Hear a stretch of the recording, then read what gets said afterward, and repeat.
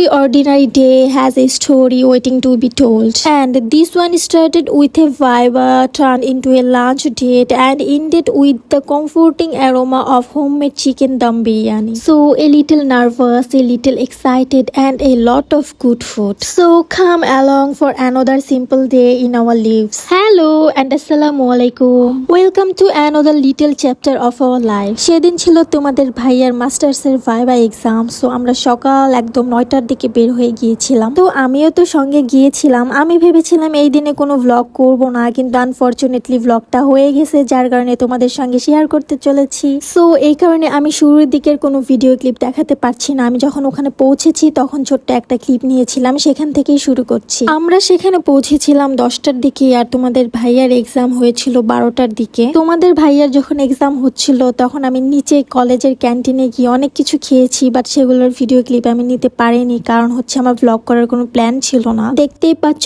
এখন বাজে 1:22, তোমাদের ভাইয়ার পরীক্ষা শেষ। এখন আমরা রওনা হয়ে যাচ্ছি, আর এখন আমরা যাচ্ছি লাঞ্চ ডেটে, যেহেতু অলরেডি লাঞ্চ টাইম হয়ে গেছে। Anyway, under this endless sky surrounded by green trees, I found a little moment of peace. Actually, nature doesn't need words to be beautiful. Its silence speaks the most beautiful stories. I mean, প্রকৃতির সৌন্দর্য প্রকাশ করার জন্য কোনো শব্দের প্রয়োজন হয় না, তার নীরবতাই সবচেয়ে সুন্দর গল্প বলে।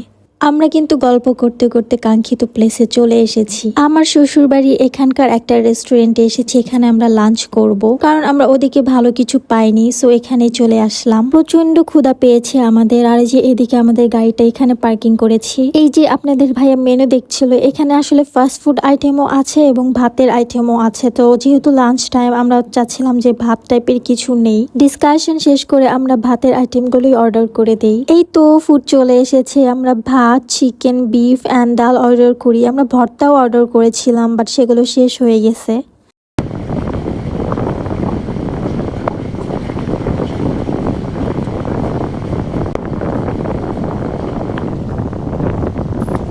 সো আমাদের লাঞ্চ ডান, খাবারটা ভালোই ছিল, তৃপ্তি করে খেয়েছি। এখন আমরা চলে যাব সরাসরি বাসায়। এমন মারাত্মক রোদ ভাই, আর এত গরম ছিল যেটা বলা বাহুল্য। রোদের মধ্যে আমি পুরো ঝলসে যাচ্ছিলাম। পুরো গাড়ি, ফোন আগুনের মতো গরম হয়ে গেছে। আর দেখো এখন বাজে 3:25, আমরা এখন বাসায় রওনা দিচ্ছি। আমাদের এখান থেকে বাসায় যেতে খুব একটা টাইম লাগবে না, বলতে বলতেই দেখো বাসায় পৌঁছে গিয়েছি। আর এই যে এটাই হচ্ছে আমার শাশুড়াল, মানে শ্বশুর বাড়ি। তোমাদের ভাইয়ার নিত্যদিনের কাজ, গেট খোলো আবার বন্ধ করো। দেখো রুমে তো চলে এসেছি। এসে শুনি সকাল 10টার সময় কারেন্ট গেছে, এখনো আসেনি, এবং 5টার সময় নাকি আসবে। আর এদিকে দেখো এসে তোমাদের ভাইয়া মুরগি কাটছে, কারণ আজকে রাতে সে চিকেন দম বিরিয়ানি রান্না করবে। সো আমি এখন গোসলে চলে যাব, একদম যখন রান্না বান্না হবে তখন দেখা হবে। এই দেখো সন্ধ্যা হয়ে গেছে, তোমাদের ভাইয়া মশলা মাখাচ্ছে চিকেনে। প্রায় 30 মিনিট থেকে 1 ঘন্টার মতো মেরিনেট করে রাখবে। আর এই যে এদিকে দেখো সে পেঁয়াজও কেটে নিচ্ছিল। আর এই যে এখানে আলুগুলো কিন্তু আমি কেটেছি,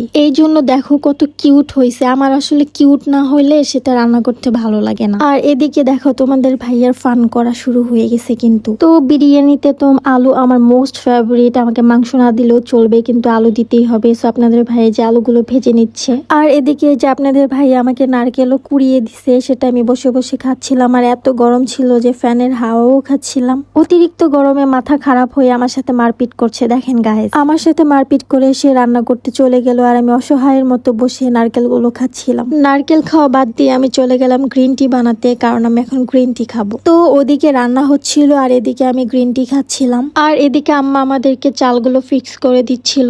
দেখো রান্না তো অলমোস্ট শেষ, এজন্য সে ঘি ছড়াই দিচ্ছিল। দেখো এত কিউট করে ডেকোরেশনটা কিন্তু আমি করেছি। সো এখন এটা দম দেওয়া হবে, পরে দেখা হচ্ছে। ওদিকে বিরিয়ানি দমে দেওয়া, আর এদিকে বসে আমি দুধ খাচ্ছিলাম। বিরিয়ানি রান্না শেষ, এদিকে আম্মা সালাদ কাটছিল, কারণ সালাদ ছাড়া আমাদের বিরিয়ানি একদম মজা লাগে না। আমরা ম্যাক্সিমাম টাইমই সালাদ দিয়ে বিরিয়ানি খাই। আর এই যে দেখো এটাই হচ্ছে বিরিয়ানির ফাইনাল লুক। অনেক ইয়াম্মি লাগছে দেখতে, না কেমন হয়েছে খেতে এটা একটু পর বলছি। আর এই যে এটা আমাদের গেস্ট রুম, এখানে আজকে আমরা খাওয়া দাওয়া করবো। আজকে ডিনার টেবিল পুরো আমাদের লিস্ট থেকে বাদ। রিজন হচ্ছে দুটো, বাকি সব রুমে প্রতিদিন এসি চালানো হয়, কিন্তু গেস্ট রুমেরটা চালানো হয় না। এই কারণে এটা পাওয়ার অ্যাক্টিভ রাখার জন্য আমরা মাঝে মাঝে অন করি। সো ভাবলাম আজকে এখানে বসেই খাই।